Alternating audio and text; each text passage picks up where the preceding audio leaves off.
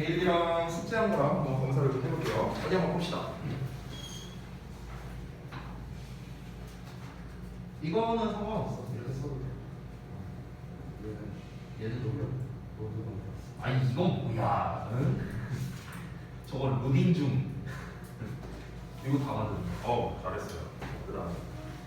미안. 숙제 검사 안 했구나. 소리. 어디 봅시다.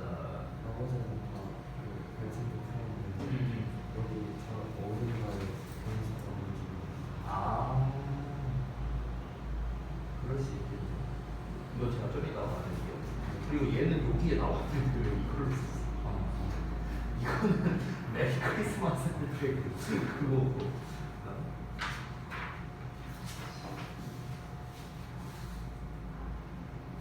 아유.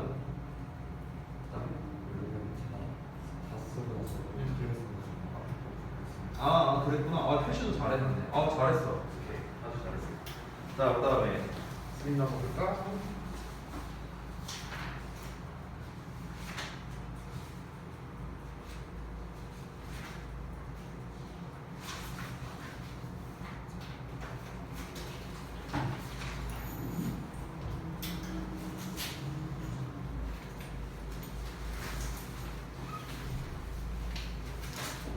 파란색과 빨간색과 이거의 차이점은 뭐예요? 샤프스랑?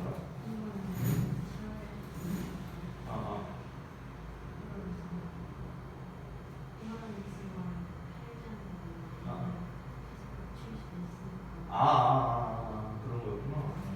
오케이, 알겠습니다.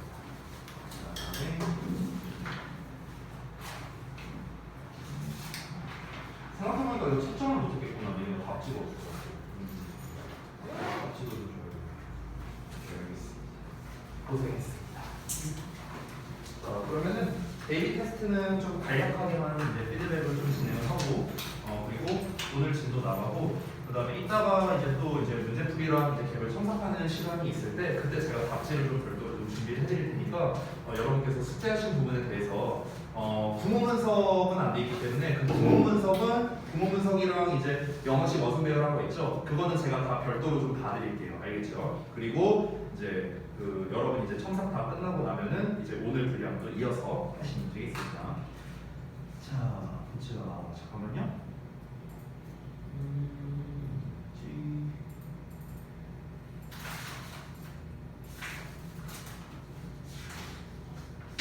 아이고.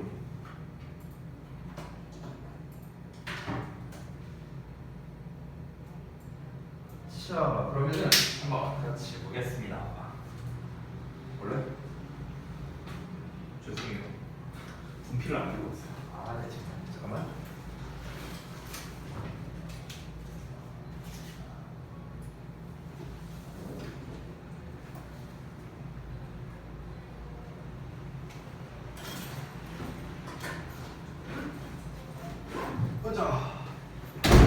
봅시다. 자, 우리가 지난번에 이제 배웠었던 기본적인 이제 문장의 오형식에 대한 이제 그 책에 있는 거랑 똑같은 이제 테스트를 냈습니다. 자, 그래서 우리가 이제 지난번에 배웠던 것 중에서 뭐 여러 가지가 있었지만 여러분께서 저는 지난번에 배웠던 것 중에 이제 핵심적인 몇 가지만 좀 기억을 해주시면 감사하겠습니다. 일단 복습을 좀 간략하게 하고 넘어갈게요. 첫 번째는 이제 품사란 단어다. 그리고 부하절에 대한 차이점. 둘 다 단어가 2개 이상 결합되어 있지만 부는 주어 동사가 없고 절은 주어 동사가 있다. 이런 얘기를 했었고요. 그 다음에 이제 성분 쪽에서는 제가 이제 각 성분별 여기에서 특히 이제 보어라는 녀석을 이제 좀 말씀을 드렸던 것 같은데 이 보어 이제 특히 우리가 오형식 구조에서 목적어와 목적격 보어는 뭐 주어 동사 관계이다 뭐 아마 이제 이런 얘기도 같이 했을 겁니다. 그래서 그런 부분들 그리고 품사와 성분 간의 관계, 오형식별 해석법, 구조 이런 것들 이 부분이 지난 시간에 했던 거의 핵심이라고 할 수 있겠어요. 자 1번 같은 경우를 보시면은 그는 그 어린이가 안전하게 길을 건너는 것을 도와줄 것이다 라고 나왔어. 그러면은 그 어린이가 길을 건너다 라는 마치 주어 동사처럼 해석이 되기 때문에 목적어와 목적격 보어 관계가 성립한다 이렇게 볼 수 있는 거죠. 그래서 한글 구문 분석과 영어가 이렇게 나오는 거고 여기서 문법적으로 특징을 하나 좀 짚어보자면은 해아프라는 녀석이 나왔기 때문에 우리가 목적격 보어 자리에는 투부정사나 동사원형 둘 중에 하나를 쓴다는 점 이게 특징이 되겠습니다. 이거는 이제 문법 시간에 배우는 건데 뭐 문법 시간에 보통 뭐 준사역 동사 뭐 이런 용어 쓰면서 help 목적어 동사원형, help 목적어 투부정사 뭐 이러면서 배워. 근데 이제 여기서 중요한 건 뭐냐면 그냥 얘네들이 짝이라는 거, to를 쓰든 동사원형 쓰든 둘 중에 하나 쓰든 상관없다. 이 정도만 기억하시면 되겠습니다.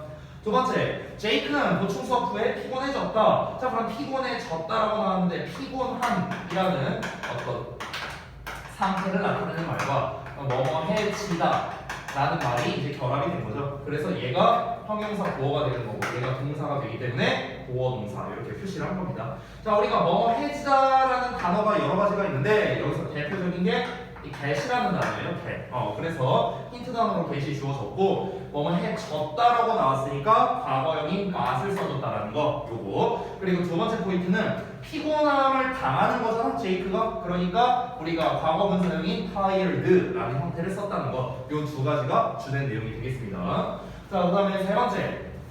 그 선생님은 우리에게 어려운 질문을 물어봤다라고 했어요. 자, 우리가 원래대로면 우리에게니까 여기가 간접 목적어, 어려운 질문이니까 직접 목적어 보통은 이렇게 쓸 텐데 이게 틀린 게 아니에요. 그런데 힌트 단어를 보면 오브가 나와 있단 말이야. 이건 결국 무엇이냐? 얘도 약간 문법적인 부분인데 우리가 4형식 구조를 3형식 구조로 바꿔 쓸 수가 있죠. 이렇게 자리를 바꿔서 요 사이에 전치사 to나 for나 over를 붙여서 우리가 바꿔 쓸 수 있는데 자, 어떤 전치사를 쓰느냐는 앞에 나와 있는 동사에 따라 달라지죠. 이거는 제가 세부적인 부분이라서 이제 설명을 안 했는데 팁을 좀 드릴게요. 팁. 아니 어떤 동사할 때 to를 쓰고 어떤 동사할 때 for를 쓰고 over를 쓰는지 이게 보통 문법책을 보면은 이렇게 나와 있어요. 무슨 뭐 send나 teach나 give나 뭐 이런 동사는 to를 쓴다. make나 buy나 cook이나 get이나 이런 동사는 for를 쓴다. ask나 inquire 뭐 이런 단어는 뭐 over를 쓴다. 뭐 이렇게 나와 있거든요. 그거를 이유가 있거든요. 왜 그 단어들이 이 전치사를 쓰는지 이유가 있어요. 자, 그거를 오늘 두 분 오셨으니까 두 분에게 팁으로 알려드릴게요. 자, 뭐냐면요. 이렇게 외우시면 돼요. 자, 일단 쌤이 for부터 알려줄게요. for. 이 뭐 엄청 중요한 건 아니라서 내가 그때 그냥 넘어간 거예요. 그냥 가볍게 들으셔도 돼요. 이 for를 쓰는 동사가 다시 한번 말하면 이런 애들이거든. make나 아니면 뭐 buy나 get이나 이런 애들이야. 자, 근데 얘네가 왜 for를 쓰는지 알려줄게. 자, 일단 이걸 이해하려면은 우리 이 4형식 동사, 이 동사의 특성을 좀 알아야 되는데 이 동사를 우리가 수여 동사라고도 불러요. 4형식에서 쓰이는 동사를. 수여가 무슨 뜻이야? 주다라는 뜻이잖아. 여러분 초딩 때 상장 많이 받아봤잖아, 그죠? 죄송해요. 자, 초딩 때 상장 받으면 이 상장을 수여합니다. 이렇게 쓰여있지, 그렇지? 그래서 수여라는 거는 준다라는 거죠, 결국은 주다. 그래서 4형식 동사는 뭐뭐해 주다라고 해석하는 게 일단은 기본이거든. 그런데 이 동사들의 공통점이 있어. 어떤 공통점이 있냐면 어떤 과정을 거쳐서 준다라는 이런 공통점이 있어요. 무슨 말이냐? 자, make야. 그럼 make가 4형식에서 쓰이면 만들어 주다라고 해석하면 되겠지. 그치? buy라면은 사 주다. get은 얻어다 주는 거예요. 됐어요? 그러니까 주다를 붙이면 되는 거야. 자, 그러면 잘 봐봐. 어떤 과정이 되는가? make 만들어 그리고 주다 이렇게 되는 거죠. buy 사 그리고 주는 거고 get 얻어서 주는 거야. 전부 다 이런 식으로 for를 쓰는 동사들은 어떤 과정을 거쳐서 주다 라는 이런 공통적인 특성을 가지고 있어요. over 같은 경우는 여러분도 이제 뭐 눈치를 챘겠지만 대표가 ask죠. 아니면 inquire 이런 단어도 있는데요. 이 단어의 공통점이 뭐냐면 아주 간단합니다. 물어보다예요. 물어보다. 둘 다 물어보다라는 뜻이거든. 그래서 물어보다는 over고요. 나머지를 to를 쓴다고 생각하면 돼요. 나머지. 이 to 같은 경우는요. 다이렉트로 가는 거예요. 뭔가 과정을 거쳐서 주는 게 아니고요. 예를 들어서 give 같은 거 해봐. give 뭐야? 그냥 주다. send 보내주다. 보내서 주다. 이게 아니잖아. 그냥 보내주다. 그냥 다이렉트로 가는 거야. 다이렉트로. teach 가르쳐주다. 가르쳐서 주는 게 아니잖아. 그냥 가르쳐주다. 됐어요? 그러니까 이런 차이로 인해서 이제 전치사를 달리 쓰는 거다. 그냥 가볍게 알아두셔도 됩니다. 엄청 중요한 건 아니에요. 어찌됐든 힌트 단어에 over가 있으니까 이거 4형식이 아니라 요 버전으로 써라 라는 거겠구나. 그러니까 우리가 직접 목적어와 간접 목적어의 자리를 바꿔서 써줘야겠지. 그래서 원래 목적어 있던 목적어 자리에 있는 어려운 질문 바로 difficult questions가 여기에 들어가고 그 다음에 간접 목적어 자리에 있던 녀석을 뒤로 빼면서 오브를 써준 이런 형태가 됩니다. 자, 그 다음에 4번. 그는 그의 사촌이 그의 기타를 치는 것을 허락했다. 그의 사촌이 그의 기타를 치다. 사촌이 기타를 치다. 주어 동사처럼 해석되니까 목적어 목적격보. 그래서 이렇게 나왔고요. 문법적인 특징은 여기서 let이라는 사역 동사가 나왔기 때문에 우리가 play라는 동사 원형을 써줬다. 뭐 이 정도가 되겠고 하나 더 짚어보자면 허락했다라고 지금 해석이 되고 있죠. 즉 과거형입니다. 과거형. 그렇기 때문에 let이라는 그냥 형태를 쓴 겁니다. let은 3단 변화가 let이에요. 똑같이. 그래서 여기에서 s를 붙이지 않았다는 거를 좀 잘 봐주세요. 과거형이니까 s를 안 붙인 겁니다. 되셨죠? 이런 거 주의하시고요. 자, 그 다음 넘어가서 마지막 5번 보겠습니다. 그녀는 나는 내 남동생에게 생일 선물로서 이 필통을 줄 거야 라고 말했다 라고 돼 있죠. 자, 그러면 she said 한 다음에 이렇게 나왔는데 이렇게 큰 따옴표로 나와 있는 게 항상 목적어라고 생각하면 편해요. say의 목적어. 그래서 이 이하에 자, 나는 내 남동생에게 필통을 줄 것이다. 너무나 대놓고 사용식 구조죠. 뭐뭐에게 뭐뭐를 주다. 그래서 우리가 이거를 조금 길게 나왔으니까 영어식 어순으로 만약 써본다면 그녀는 말했다가 당연히 먼저 나오고 그 다음에 목적어에 해당하는 부분이 네모가로로 나오겠죠. 이렇게 따옴표로 나올 텐데 자, 그 안에서 나는 주어 나오고 줄 것이다 동사 나오고 간접 목적어 내 남동생에게 직접 목적어 이 필통 마지막 남은 부사 수식어가 이렇게 나오겠죠. 됐어요? 이게 바로 영어식 어순이 되는 거죠. 그래서 이거에 맞춰서 쓰면은 자, 주어 she 동사 said 그 다음에 목적어 큰 따옴표 나왔고요. 주어 I 그 다음에 동사 여기 간접 목적어 my brother 그 다음에 직접 목적어 this past case 그 다음에 수식어에서 receive present 이렇게 딱 이 영어식 어순에 떨어진다는 거 확인할 수 있겠습니다. 됐죠? 자, 그 다음 두 번째 넘어갈게요. 자, 이거는 이론 테스트인데 사실 아까 전에 제가 설명한 것들 그 핵심적인 부분들만을 딱딱딱 넣었습니다. 그래서 아까 여러분이 한 거를 봤는데 두 분 다 너무 다 잘해주셔갖고 제가 뭐 특별히 할 얘기는 없는 것 같아요. 구와 절에 대한 거, 품사와 성분만의 관계, 그 다음에 문장의 형식 구조 및 해석 그냥 여러분이 너무나 잘해주셨기 때문에 제가 별도의 얘기 없이 넘어가도록 하겠습니다. 자, 그래서 오늘 데일리는 이 정도로 마무리하고요. 그 다음 오늘 다음 진도를 좀 볼 건데 봅시다. 이론편에 어디 보자. 오늘은 이제 구에 대한 이해 부분을 조금 볼 거예요. 구에 대한 이해. 사실 제가 오늘 설명드리려고 하는 부분은요. 책에 있는 것도 있는데 책에 없는 것도 있거든요. 그래서 이따가 선생님이 그걸 구분해서 말씀드릴게요. 책에 있는 거는 그냥 제 설명과 책에 있는 내용을 잘 보시면 되겠고 책에 없는 내용은요 근데 책에 없는 내용은 그냥 선택적으로 필기하시면 될 것 같아요. 뭐 엄청 막 필기까지 해야 될 정도로 막 엄청 중요한 그 정도는 아니어서 그래서 한번 보시겠습니다. 자, 구의 기본 이해를 한번 볼게요. 자, 우리가 지난 시간에 배웠다시피 구라는 녀석은 이것도 아니고요 이것도 아닙니다. 네, 구라는 거는 phrase라고 해서 우리가 주어 동사가 없는 그러니까 이제 덩어리를 말하는 거죠. 덩어리. 이걸 이제 구라고 하는데 제가 지난번에 말했다시피 이 아무 단어나 이제 두 단어를 묶는다고 해서 구라고 말하지는 않아요. 구를 만드는 데 있어서 이제 만드는 재료가 있습니다. 재료. 자, 그 재료가 이제 대표적으로 무엇이 있냐면 두 가지가 있는데요. 첫 번째가 전치사입니다. 전치사. 두 번째가 준동사라는 녀석이 있어요. 준동사. 이 두 가지가 구를 만드는 가장 대표적인 재료가 됩니다. 그래서 제목을 보면 뭐라고 나와 있는가? 구의 기본 이해 준동사 이렇게 나와 있죠. 그렇죠? 자, 그래서 일단 책의 순서를 먼저 보자면 종류에 명사구, 형용사구, 동사구, 부사구 이렇게 구의 종류가 총 4가지밖에 없습니다. 명사구라는 건 뭐겠어? 단어가 뭉쳐져 있는데 이 뭉쳐진 덩어리가 명사 역할하는 거지. 그럼 명사구. 덩어리가 형용사 역할하면 형용사구. 동사 역할하면 동사구. 부사 역할하면 부사구지 뭐. 됐어요? 이렇게 이해하시면 되겠습니다. 자, 그러면 여기에 아까 선생님이 잠깐 전치사라는 얘기를 했는데 그거는 조금 이따가 쌤이 이어서 설명을 하고요. 준동사라는 얘기를 했거든. 요거를 좀 설명을 할게요. 요거. 자, 이거는 잠깐 페이지 빈 페이지로 제가 설명을 하겠습니다. 자, 여러분 제가 질문 하나 할게요. 우리가 영어에서 아니 영어뿐만 아니라 모든 나라 언어가 다 마찬가지인데 커뮤니케이션을 하기 위한 수단이 언어잖아요. 그러면 이 커뮤니케이션을 할 때 가장 중요한 핵심적인 품사가 뭘까요? 동사예요. 동사. 왜 그러냐면 내가 예를 들어 동사 없이 말해볼게. 그럼 이렇게 되는 거야. 야 은호 너 오늘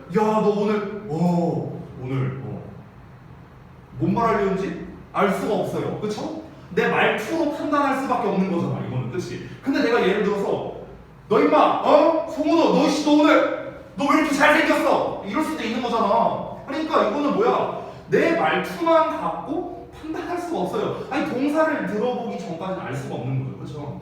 왜 우리말에 그런 속담이 있는 거 알아요? 한국말은 끝까지 들어봐야 안다. 이런 말 있죠. 한국말은 끝에 뭐가 나오죠?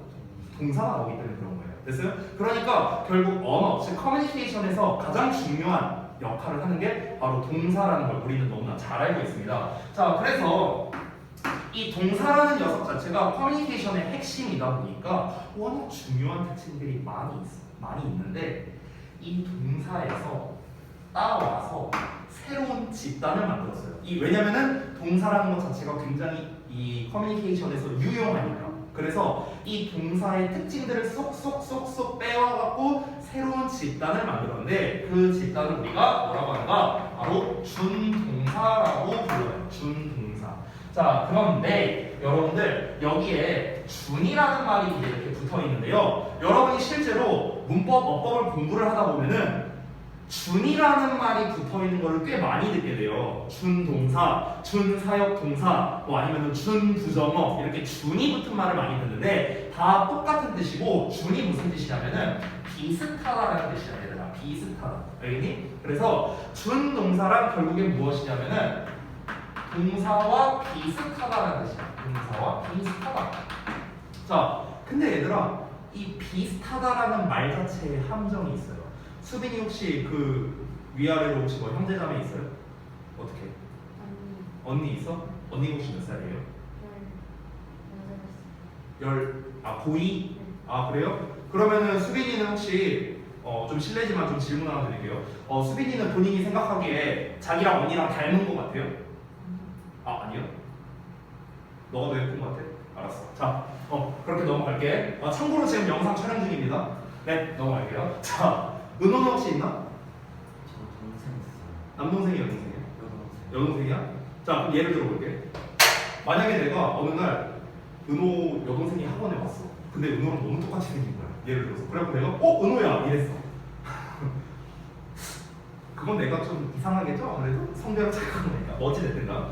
그러면은 얘들아 봐봐. 비슷하다는 거는 말 그대로 비슷하다는 거잖아. 비슷하다는 거지 둘이 똑같다는 게 아닌 거죠. 그쵸? 아니 내가 은호 동생한테 가서 은호야 이래버리면 은호 동생이 기분 나쁠 거야. 은호가 기분 나쁠 수도 있고. 자, 아무튼가. 그러니까 그런 것처럼 이게 비슷하다는 거는 말 그대로 비슷하다는 거지 둘이 닮았다는 거지 똑같다는 게 아니거든요. 그렇기 때문에 바로 연결되는 말이 뭐냐면 준동사는 동사랑 비슷한데 동사가 아닙니다. 이 말이 굉장히 중요합니다.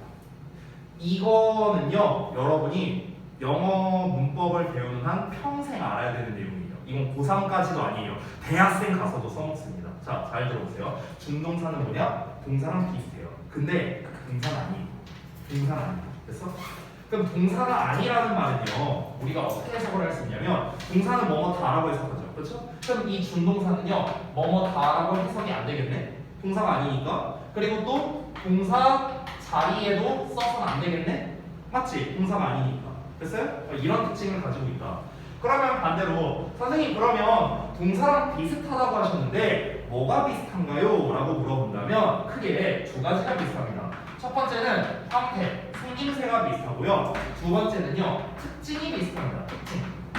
자, 형태가 비슷하다는 건 여러분이 이해가 잘 되는데, 아니 쌤 특징이 비슷하다는 게 뭐가 비슷하다는 거예요? 자, 조금 구체적으로 말씀드릴게. 자, 동사가 가지고 있는 특징이 대표적으로 네 가지가 있어요. 그 네 가지를 좀 정리해드리면, 첫 번째는 동사는 시제를 표현할 수 있죠. 그쵸? 과거, 현재, 미래. 동사 갖다가 주로 표현하잖아. 그쵸? 자, 그 다음에 두 번째. 우리 동사라는 녀석은 일반적으로 긍정과 부정을 표현할 수 있죠. 그쵸? 긍정이면 그냥 쓰면 되고, 부정이면 not 갖다 붙이면 되잖아. 그쵸? 자, 그리고 세 번째. 동사는요, 태라는 녀석을 표현할 수 있죠. 능동태, 수동태 얘기하는 겁니다. 능동태라면 하는 것, 수동태라면 당하는 것. 이거잖아. 이걸 동사로 표현하는 거죠. 자, 마지막 네 번째인데 이 네 번째가 제일 중요해요. 이거 1, 2, 3번 다 몰라도 돼요. 근데 4번은 중요해요. 이건 알아야 돼요. 자, 4번은 뭐냐면 질문할게. 여러분, 동사 앞에는 뭐가 나오죠? 주어가 나오지. 뒤에는 뭐가 나오지? 목적어가 나올 수도 있고 보어가 나올 수도 있고 이거 뭐 문장의 형식에 따라 다르겠죠. 그렇죠? 이겁니다. 이게 되게 중요해요. 별거 아닌데 이게 중요해요. 자, 그러면은 잘 들어봐. 아직 준동사가 뭔지 자세히는 모르겠는데 이 준동사라는 녀석은 동사랑 비슷해. 하지만 동사는 아니기 때문에 동사 자리에 써서는 안 돼.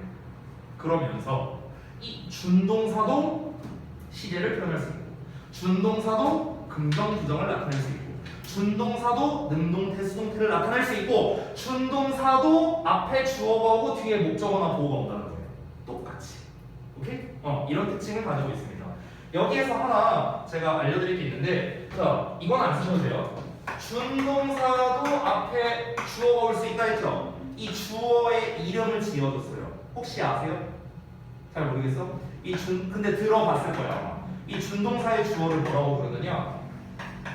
의미상의 주어라고 불러요. 들어보셨죠? 내가 맨날 얘들아 의미상의 주어가 뭐야? 이러면 애들이 뭐라고 그러지 않아? 의미상 주어 이거예요. 이러고 안 했어. 의미상 주어 이게 뭔데 그러면? 의미상 주어란 게 뭐냐? 준동사의 주어를 말하는 거예요. 됐어요?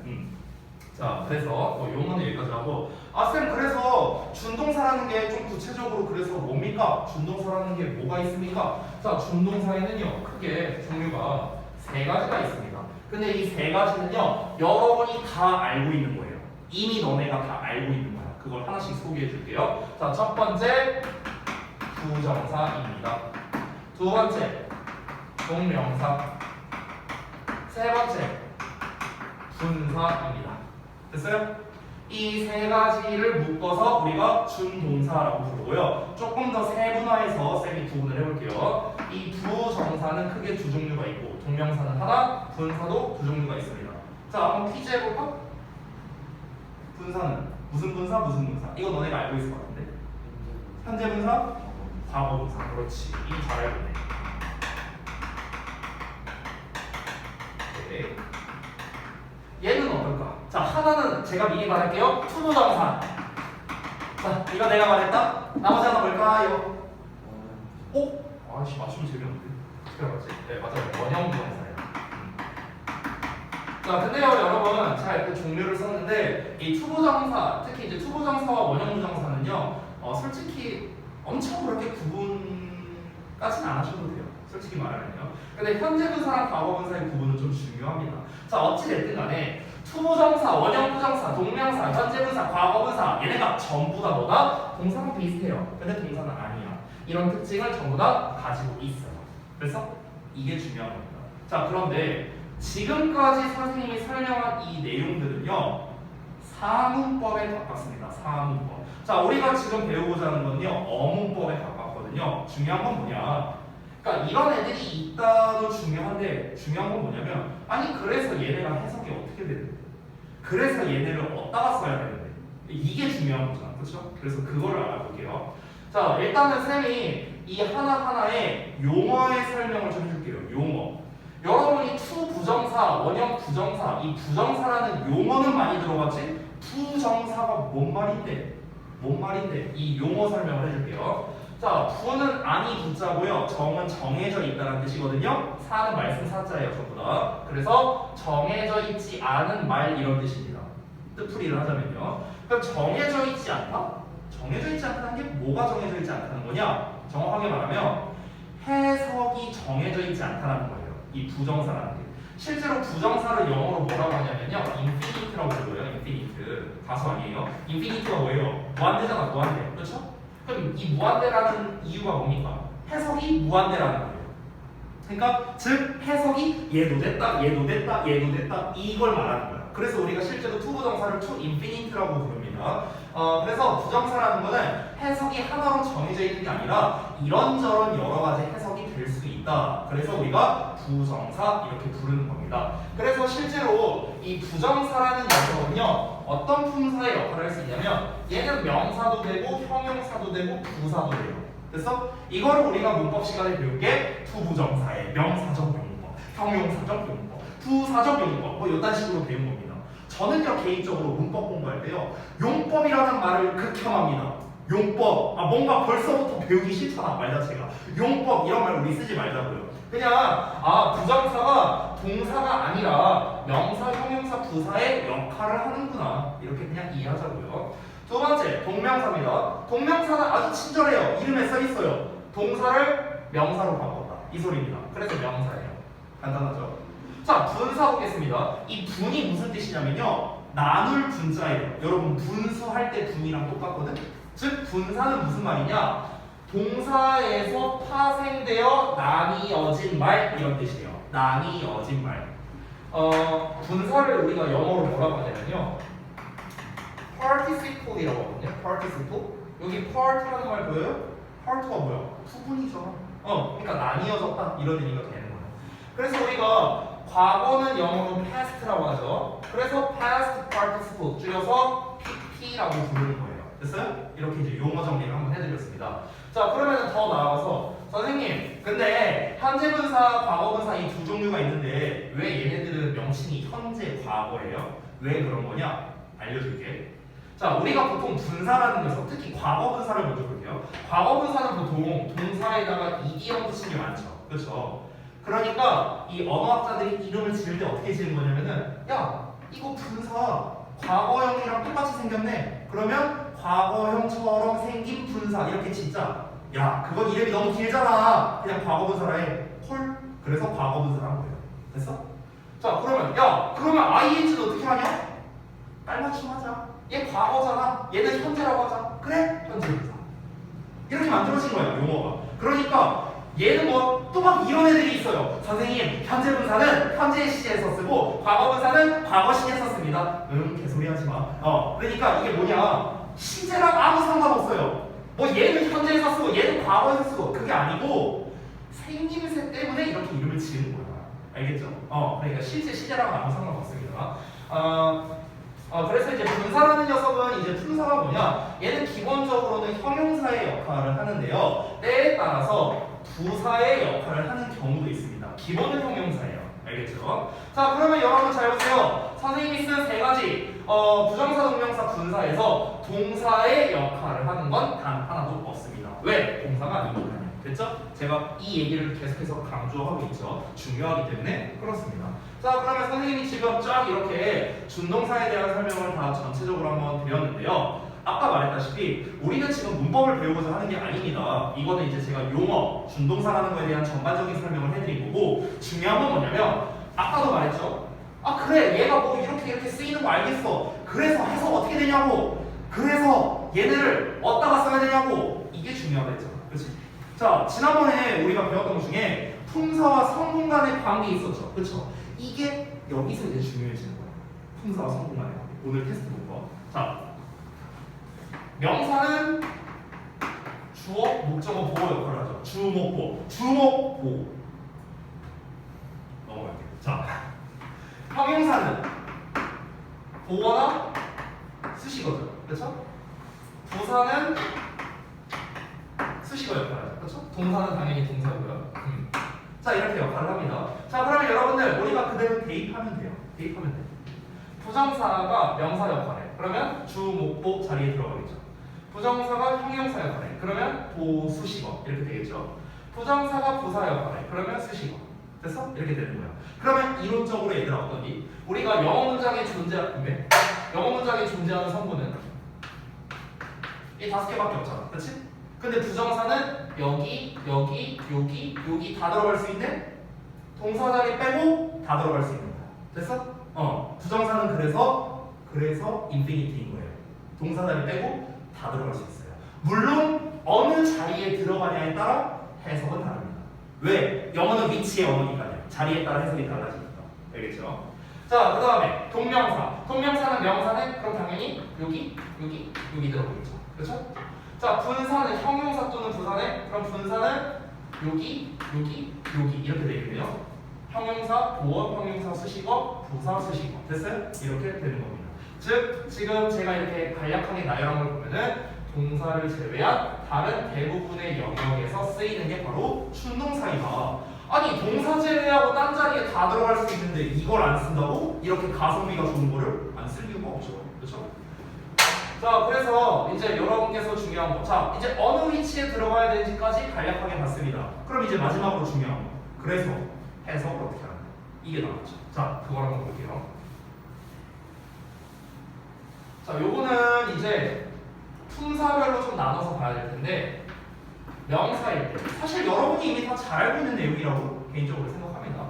하는 것이라고 해석하는데, 자, 주어라면은 은는이가 붙이니까 보통 하는 것은, 목적어는 하는 것을, 보어는, 자, 지난번에 보어 얘기했었는데 한 번 더 얘기할게요. 자, 우리 보통 문법책 보면은 보어가 해석하는 방법이 안 나와 있다라고 했었죠. 그래서 보어 해석을 어떻게 하느냐?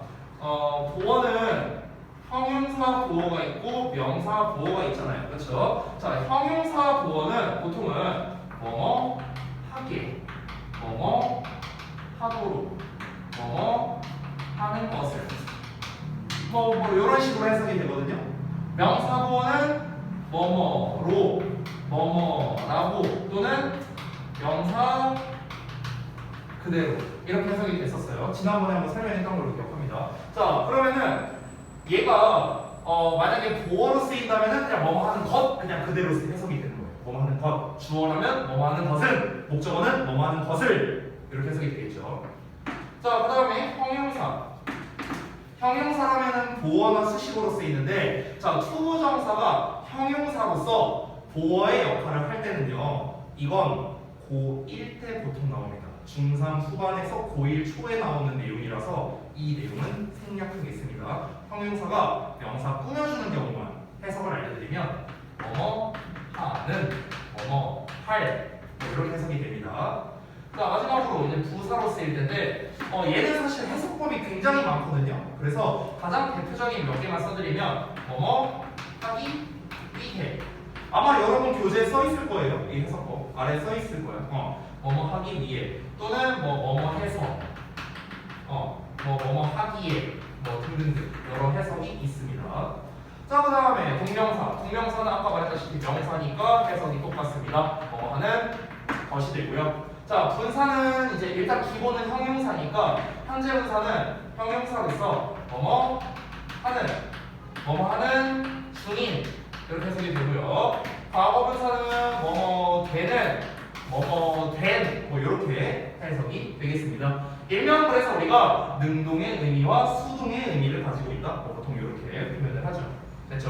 자, 그래서 여러분들 이제 우리가 이제 전체적인 틀을 봤는데 여기서 제가 예시 하나 보여줄게요. 너무나 쉬운 예시 하나. She is playing the piano 이렇게 썼어. 그럼 보통 여러분은 이거 중용문사 어떻게 하느냐? 이렇게 합니다. 주어, 동사, 목적어 이렇게 하죠. 맞아요. 이게 부모문사 맞아. 근데 제가 재밌는 거 하나 보여줄게요. 정말 정석으로 갑니다. 정말 정석으로. 주어 is가 동사예요. 얘가 동사지, 비동사잖아. 이 ing는 뭘까? 이거거든요. 이거예요, 이거. 현재 분사가 형용사 도어 역할을 하고 있는 거예요. 됐어? 원래는 이거예요. 정말 정석대로 하면요. 선생님, 그러면 뒤에 나온 더 피아노는 뭔데요? 아까 전에 얘기한 거 이거. 여기 보여? 자, 동사는 주어와 목적어를 받을 수 있죠? 준동사도 목적어를 받을 수 있다 했죠? 그럼 더 피아노는 원래 playing이라는 이 준동사의 목적어인 거예요. 원래는 그렇습니다. 원래는. 자, 보어는요 보통 그 이제 제가 이제 형용사 보호 같은 경우는 서술적 의미를 가진다고 해서 동사처럼 해석된다라는 말을 제가 지난번에 했었거든요. 지금 얘는요 형용사 보어예요. 얘잖아 얘 형용사잖아. 그래서 그녀가 연주하는 중이다라고 이렇게 동사처럼 해석이 되고 있는 거야. 그래서 학생들이 많이 착각하는 게 뭐냐면은 그냥 이렇게만 쓰는 친구들도 되게 많아요. She playing the piano. 얘를 연주하고 있다 이렇게 해석하는 경우가 많다고. 아니야. playing은 연주하고 있는 뭐뭐 하는 중인 이런 뜻이거든. 형용사거든. 형용사. 연주하고 있다가 되려면은 이게 동사가 있어야겠죠. 됐어요? 이런 기본적인 거 우리 실수하지 말자는 겁니다. 그렇죠? 자, 그래서 쌤이 일단은 첫 번째로 말씀을 드린 게 이 준동사라는 이제 커다란 틀을 좀 여러분께 보여드리고 싶어서 이렇게 좀 정리해서 말씀을 드렸는데요. 자, 책에 있는 내용을 이제 좀 잠깐 보자면은 거기 이제 하단에 준동사 맵이라고 이렇게 쓰여 있습니다. 자, 준동사에 대한 설명은 이제 여기에도 써져 있긴 한데 제가 이렇게 쓴 게 조금 더 직관적이기 때문에 아마 여러분께서 아까도 보니까 이게 필기를 좀 하고 계신 것 같더라고요. 그래서 그 아래 준동사 맵을 보면 부정사, 동명사, 분사 더 이어서 투부정사, 원형부정사, 현재분사, 과거분사까지 제가 전부 다 나눠 놨습니다. 자, 우리가 이 준동사 맵을 딱 한눈에 보면은 딱 눈에 띄는 게 있는데 일단 여기를 잠깐 보면 부정사가 명사로 쓰일 때 해석이 이렇게 되죠. 멍하는 것이라고. 그렇죠? 근데 동명사도 보면 똑같이 명사로 뭐하는 것이라고 해석되죠. 그렇죠? 이게 첫 번째 눈에 띄고요. 그다음에 두 번째는 뭐냐면요. 어디 보자. 제가 이제 여기에는 형태를 안 써놨는데 그 준동사 맵에는 형태를 써놨거든요. 동명사는 우리가 동사에다가 ing를 붙인 형태인데 현재분사도 동사에다가 ing를 붙인 형태죠. 그래서 둘이 형태가 똑같습니다. 그래서 중학교에서 뭘 갖고 시험을 내느냐? 부정사와 동명사를 갖고 시험에 내는 거예요. 해석이 똑같습니다. 그래서 그리고 또 뭘 내느냐? 동명사와 분사를 갖고 시험을 내는 거예요. 왜? 생긴 게 똑같으니까. 됐어요? 그래서 중등부에서 맨날 허구한 날 시험 나오는 거 뭐야? ing 밑줄 쳐놓고 얘랑 쓰임새 같은 거 골라라, 다른 거 골라라 이런 문제 되잖아. 그게 이거예요. 그게 이거야. 됐어? 자, 그래서 준동사 맵이 나와 있는 것도 사실은 중요한 부분이기 때문에 여러분께서 반드시 이 부분에 대해서 좀 기억을 해주시면 감사하겠습니다. 됐죠? 자, 이어서 이제 좀 설명드릴 게 있는데, 자, 지금부터 말씀드릴 거는 이제 교재에 없는 내용이거든요. 그래서 이 부분은 여러분이 좀 가볍게 잘 배워주시면 되겠습니다. 자, 우리가 지금 배우고 있는 건 뭐냐면, 우리가 오늘 배우고자 하는 건 준동사를 배우고자 하는 게 아니고요. 구에 대해서 배우는 거예요. 구. 자, 구의 가장 대표적인 게 준동사이기 때문에 제가 이렇게 큰 틀로 설명을 드렸는데, 사실 구를 만드는 데 있어서도 대표적인 게 있잖아. 그게 아까 뭐라고 했죠? 전치사라고 했습니다. 자, 그래서 이 녀석도 하나 좀 설명을 드릴게요. 전치사. 자, 여러분이 너무나 잘 알고 있다시피 기본적으로 이 전치사 뒤에는 명사가 옵니다. 그래서 이 덩어리를 우리가 구라고 부르죠. 그래서 일명 전명구라고 부르죠. 실제로 제가 제 예전 초등학교 때, 중학교 때 친구 중에 전명구라는 애가 있었어요. 제 친구 이름 진짜 있었어. 그래서 그 친구 덕에 저는 이거를 아주 쉽게 외웠습니다. 명구야, 전명구 아주 편하게 외웠습니다. 자, 그래서 잠깐 보자면 일단 전명구가 하는 역할이 뭐냐면은 기본적으로 얘는 형용사와 부사의 역할을 합니다. 형용사와 부사. 그래서 전명구는 형용사 역할에서 명사를 꾸며주거나 아니면 보어 역할을 하거나 또는 부사의 역할을 하는데 보통 여러분이 구문분석한 걸 보면은 보통 이제 이 부사 역할을 하는 경우가 많이 있죠. 그렇죠? 용어를 또 좀 설명드리면 이 전치사라는 용어도 좀 설명드릴게요. 이 전치사가 혹시 용어 뜻이 뭔지 아세요? 전치사라는 용어의 뜻 잘 모르시나요? 설명드릴게요. 이 전이 뭐냐면 앞전자예요. 한자로. 치는 둘치자입니다. 둘치. 그러니까 위치시킨다 할 때 그 치를 말하는 거예요. 그러면 앞에 위치한 말 이런 뜻이거든요. 그래서 실제로 이 전치사를 영어로 뭐라고 하냐면요. free position이라고 해요. free position. 이 free가 뭐냐? 이 앞이라는 뜻이래요. preview, 미리 보기. 이런 거잖아요. 그렇죠? 포지션이 위치잖아. 됐어? 이거야 이거. 이게 전치사로 이제 우리가 프리포지션 줄여서 PREP 이렇게 써요. 여러분 다음 문장 보면은 전치사가 이렇게 나와 있습니다. PREP라고.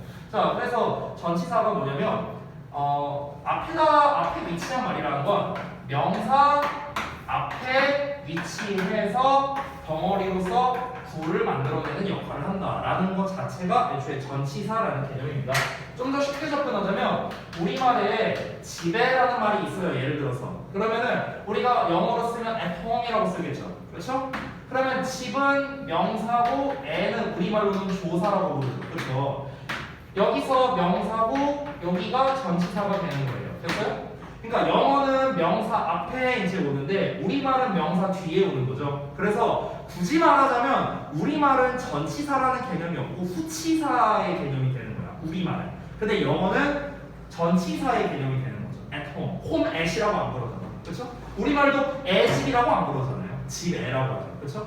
이렇게 좀 반대되는 속성을 가지고 있다. 이렇게 생각하면 되겠습니다.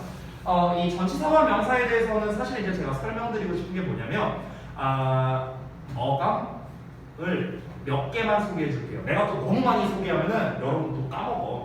그러니까 가장 대표되는 전치사 몇 개의 어감을 좀 소개해 드리겠습니다.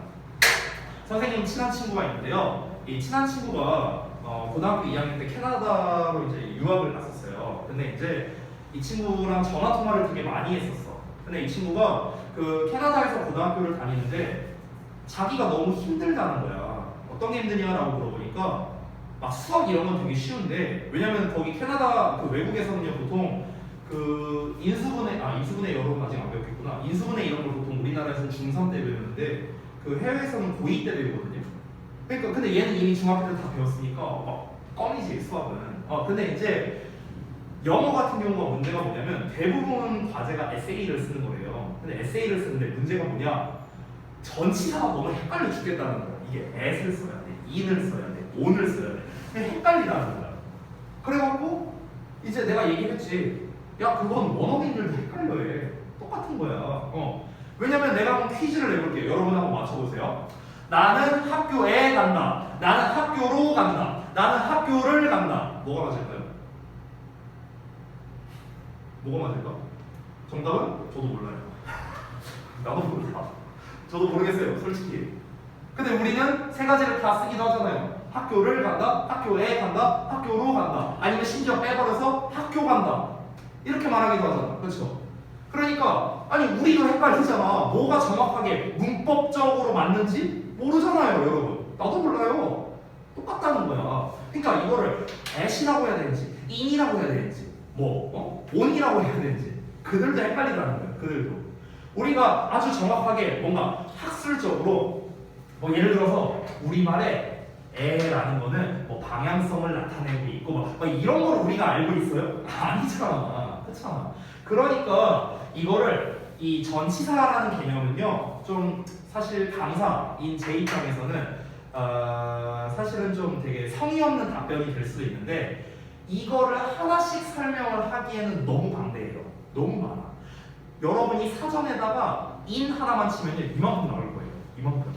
그렇기 때문에 사실은요 이 전치사는요 느낌적인 느낌으로 접근을 하는 게 사실은 더 나은 것 같아요. 제 개인적인 생각으로. 그래서 그 느낌적인 느낌을 한번 전달해 보겠습니다. 자 일단은 가장 대표적인 전치사 세 가지를 소개해 드릴게요. at, on, in입니다. 내가 이거를 애들한테 뜻을 물어봤어요. 애들은 100에 99명은 99명도 아니야. 그냥 100명 전원이었어. 이렇게 대답합니다. 뭐뭐에, 뭐뭐 위에, 뭐뭐 안에 이렇게 해요. 아니 맞아. 틀린 건 아니야. 근데 우리가 1대1 대응을 해서는 안 되거든요. 자 예를 들면은 이렇게 해볼게요. 내가 뭐라고 할까? 내가 이렇게 한번 써볼게.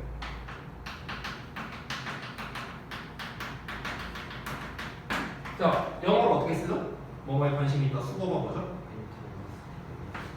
be interested in이라고 써요. 그렇죠? 그렇죠? 그러면 내가 이렇게 써볼게. 이건 영어로 어떻게 쓸까? 이거는 애들이 잘 쓰거든요. be interested in. 그냥 뭐라고 해야 되지? 이거 무슨 구구단 마냥 외웠어 이거를. be interested in 뭐뭐에 관심이 있다. 나돈니의 버블 쓰기. 무슨 공식 마냥 이렇게 외우는 애들이 되게 많거든요. 이건 뭘까? 뭐뭐에 대한 관심.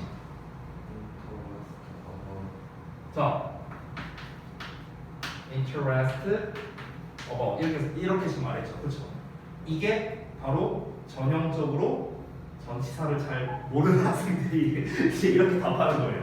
전형적인 사례를 아주 잘 들어준 거야, 은호가. 잘 봐. 자, 내가 답을 먼저 말해줄게요. 뭐뭐에 대한 관심은요,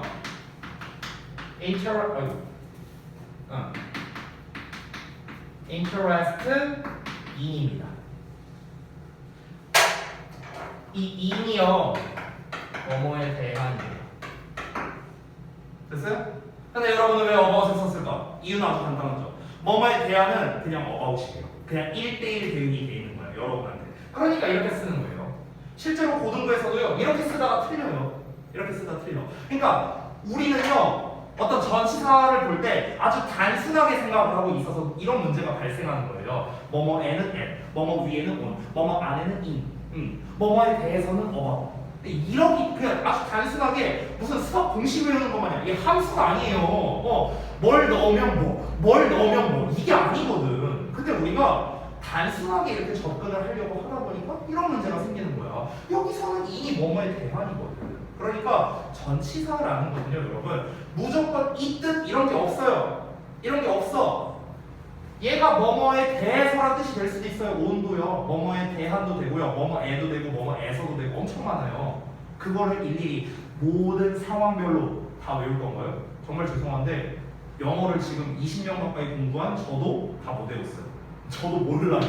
저도 몰라. 내가 좀 더 오버하면요, 이건 타일러도 몰라요. 미국 사람 타일러도 모른다고. 아니 이걸 어떻게 학술적으로 다 그걸 어떻게 외우고 있어? 우리도 몰랐잖아. 학교의 학교를 우리도 몰랐잖아. 똑같다는 겁니다. 자, 그래서 제가 말하고 싶은 거는요, 어떤 이제 포인트는 여러분이 1대1 대응으로는 안 외웠으면 좋겠어요. 특히 전치사는 그런 건 없습니다. 1대1 대응되는 거 없어요. 뭐뭐에는 at, 뭐뭐 위에는 on, 이게 아니라는 거예요. 아시겠죠? 자, 그래서 이 느낌을 좀 전달을 해드리도록 하겠습니다.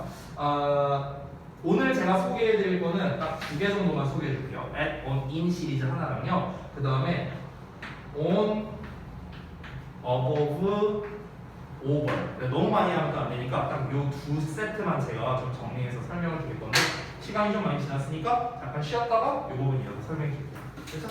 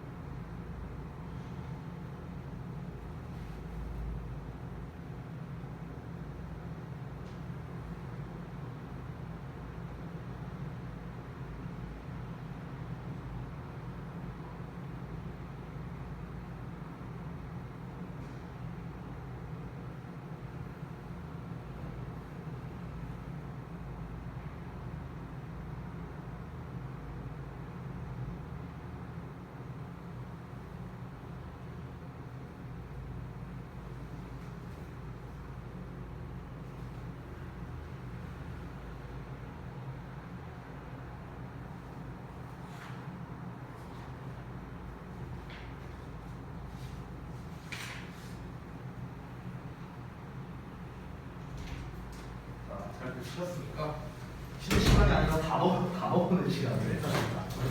아유, 다들 다 먹을 시간. 자, 요거 맞아 설명 얼른 드릴게요.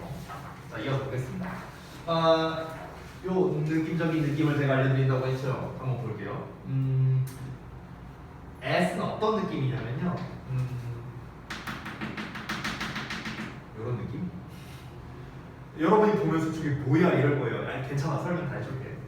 O는 접촉의 느낌, E는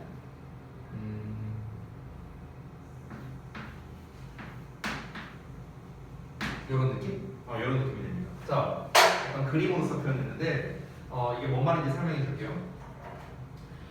S는요, 어떤 녀석을 기준으로 해서 그 녀석 근처라는 느낌이 있어요. 약간 S는요. O는 접촉의 느낌이 있어요. 뭔가 딱 달라붙어 있는 이런 느낌. E는 어떤 경계선을 기준으로 경계선 안쪽이라는 느낌이 있습니다. 경계선 안쪽 이런 느낌이에요. 그래서 예를 들어서 쌤이 이렇게 한번 해볼게요. At a car, on a car, in a car 이렇게 써볼게요 한번. 자, 그러면 어떤 느낌이냐? 자, 예를 들어서 이제 자동차가 있어. 여기 자동차가 이렇게 있다고 쳐볼게요. 자, 자동차가 이렇게 있으면은 내가 그냥 여기 이렇게 있어. 또는 뭐 여기 있어. 여기 있어. 점점점점. 자동차를 기준으로 점점점점. 됐어? 이게 at a car.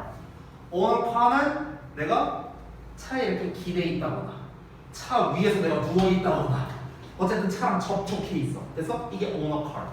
자동차 안에 내가 들어가서 앉아 있어. 그럼 자동차라는 경계선 안에 있는 거죠? 이게 in a car. 됐어요? 이런 느낌이라고 하면 됩니다. 그래서 at, on이는 각각 이런 건데 여기서 이제 재밌는 걸 좀 하나 알려주자면 이제 on에 대한 걸 좀 추가로 알려줄게요. 여기에 돼 있으니까. 자, on이라는 거는 이런 경우에도 쓰입니다. 우리가 보통 뭐 위에로 이제 많이 알고 있잖아요. 근데 예를 들어서 모기 한 마리가 자, 여기 위에 있어. 그러면은 당연히 on the desk가 되는 거야. 됐어? 붙어 있으니까. 자, 그럼 벽 옆에 붙어 있지만 on the wall 이라고 합니다. on the wall. 됐어요? mosquito on the wall. 왜냐면은 벽에 붙어 있으니까. 천장이 붙었어. 그럼 천장이 이렇게 있으면 여기에 딱 붙었어. 그러면 이것도 천장 아래에 있는 거지만 붙어 있으니까 on the ceiling 이렇게 말하는 거예요. 됐어요? 그래서 on이라는 거는 접촉이다. 우리가 흔히 혹시 depend라는 단어의 뜻 알고 계신가요? depend? 이게 무슨 뜻이에요? 의지하다, 의존하다는 뜻이거든. 근데 보통 이 depend가 on이랑 같이 쓰여요. depend on 이렇게 많이 쓰이거든. 왜 그러냐면은 depend는 의존한다라는 건데 얘들아 의존한다는 거를 쌤이 다른 말로 바꿔볼게. 이렇게 말해도 돼요? 나 너한테 기대고 싶다. 그럼 이게 진짜 기대고 싶다는 게 아니잖아. 의존하고 싶다는 의미잖아요. 그렇죠? 기대려면 어떻게 해야 돼요? 붙어야 돼요.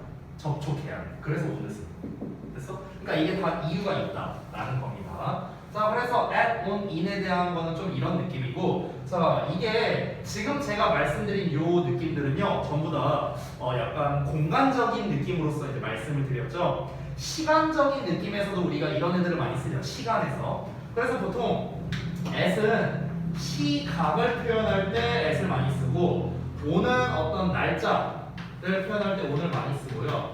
in 같은 경우는 어떤 달이나 계절, 연도 뭐 이런 거를 표현할 때 우리가 보통 in을 많이 씁니다. 그래서 여기에서도 이제 이 특징이 약간 드러나는데 at 같은 경우는 이제 여기에서 여기로 갈수록 좀 범위가 좀 넓어지죠. 그렇죠? 그래서 in이라는 거는 경계선 안쪽이라 했잖아. 그러니까 1년이라는 큰 틀이 있어. 큰 경계선이 있어. 그러면은 그 경계선 안에 있는 1, 2, 3, 4, 5, 6, 7, 8, 9, 10, 11, 12월 또는 봄, 여름, 가을, 겨울이라는 큼지막한 이 1년이라는 경계선 안쪽으로서 보는 거예요. 그래서 우리가 보통 달, 계절, 연도 같은 거를 in이라는 형태로서 많이 쓰는 거고요. at이라는 거는 점점점점점점 이런 소규모의 느낌이기 때문에 우리가 몇 시 몇 분을 얘기할 때 보통 at을 많이 씁니다. on은 아까 접촉의 느낌이라고 했죠. 그렇기 때문에 on은요 뭔가 딱 맞는 느낌? 좀 이런 느낌이 많이 이제 있어요. 우리가 보통 on time이라는 표현을 쓰는데 이게 무슨 뜻인지 혹시 아세요? 제 시간에라는 뜻이거든요. 이게 왜 제 시간에야? 딱 맞는 시간, 접촉 느낌이라서 그래요. 접촉 느낌. 우리가 크리스마스에 이렇게 말하고 싶어. 크리스마스에 그러면 on 크리스마스라고 하거든요. on 크리스마스. 왜? 크리스마스라는 딱 맞는 날짜. 됐어? 그래서 흔히 우리가 배울 때 특정한 날짜에 on을 많이 쓴다. on my birthday, on Christmas 이런 식으로 많이 쓰거든요. on Halloween 이런 식으로. 그 이유가 무엇이냐? on은 접촉이니까 딱 맞는 거니까. 이런 느낌 때문에 그런 거예요. 그렇죠? 자, 그럼 여기에서 조금 더 업그레이드해서 선생님이 아래에는 위에 시리즈를 이렇게 써봤어요. 위에 시리즈. 이 세 개가 다 위에라는 뜻이 있잖아요. 근데 이 세 개가 어떻게 차이가 있는지 그거를 좀 보여드리겠습니다. 자, 오늘 다시 한번 말씀드리지만 얘는 접촉의 느낌. 그러니까 이건 그림으로 좀 표현해줄게요. 그림이 더 낫겠다. 자, 책상이 이렇게 있어요. 그러면은 이게 on이에요. 이게 어버브예요. 이게 오버예요. 됐어요? 이런 느낌이에요. 이런 느낌. 그러니까 자, on, above, over. 됐어요? 네, 이런 느낌이라고 보면 됩니다. 우리가 저기 멀리라고 할 때 보통 over there 이런 표현을 많이 쓰거든요. over there. 그럼 왜 over there라고 하냐면요. 저기를 가려면은 저기 굉장히 멀리 있다는 걸 우리가 말하고 싶은 거잖아. 그럼 멀리 가려면요. 옛날 같으면 산을 넘어가야 됐거든요. 산을 이렇게 넘어가자. 그렇지? 호물선 느낌. 그래서 over there 이렇게 되는 거야. 우리가 한강 위에 한강다리가 있죠. 한강다리가 어떻게 있습니까? 한강을 기준으로 해서 이렇게 있죠. 그래서 over the Han River 이렇게 표현해요. 한강 위에라고 말해요. 그래서 그래서 over는 뭔가 이런 느낌? 호물선으로 이렇게 지나가는 느낌이 이제 over가 되는 거고, above는 이제 허경영 느낌으로다가 이제 공중부양하는 느낌. 그래서 내 머리 위에 달이 떠 있다. 자, 달은 공중에 떠 있는 거죠. 그렇죠? 그러니까 이거 뭡니까? above my head. 이렇게 되는 거예요. above my head. 내 뚝배기 위에 떠 있다. 이런 거. 오는 접촉의 느낌. 아셨죠? 이런 느낌이라고 보시면 되겠습니다. 자, 그래서 이 기본적인 어떤 느낌적인 느낌을 여러분께서 좀 파악을 한다면 이 전치사에 대해서 조금 더 좀 잘할 수 있지 않을까라는 생각이 들어서 아주 몇 개만 소개를 해드렸어요. 아주 몇 개, 극소수만 소개를 해드렸고, 사실 전치사가 뭐 굉장히 종류가 많잖아요. 그거 다 알려면요 여러분 못 외워요. 그렇기 때문에 대표적인 몇 가지만 제가 이렇게 소개를 해드렸습니다. 제가 이제 저기 135제에서 챕터 2에 해당하는 내용은요. 대부분 정명구를 기본으로 제가 이제 많이 이제 넣었습니다. 이제 투부정사나 동명사는 사실 제가 이제 거의 안 넣었고요. 대부분은 이제 전치사와 동사 이거를 기준으로 많이 넣었습니다. 그래서 이제 그 부분을 이제 장문을 한번 해볼 건데, 장문을 해보시기 전에 여러분께서 이제 숙제형 부분에 대해서 이제 채점을 이제 못 하셔갖고요. 지금 그 부분을 제가 좀 출력을 해서 드릴게요. 답지를요. 잠시만요. 그게 아닌데. 원래 어디 갔어?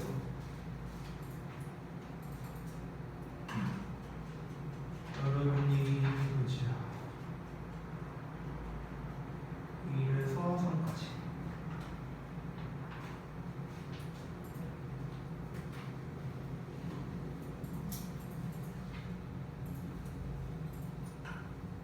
이거 하나만 먹어봐. 자, 요거를 좀 제가 답지를 드릴 테니까 일단은 여러분이 영작을 하신 게 맞는지 그거를 좀 먼저 봐주시고요. 그리고 한글 구문분석이나 아니면 이제 영어식 어순 이거는 제가 별도로 봐드릴게요. 알겠죠? 자, 일단은 촬영은 좀 끊겠습니다. 설명 다 했으니까.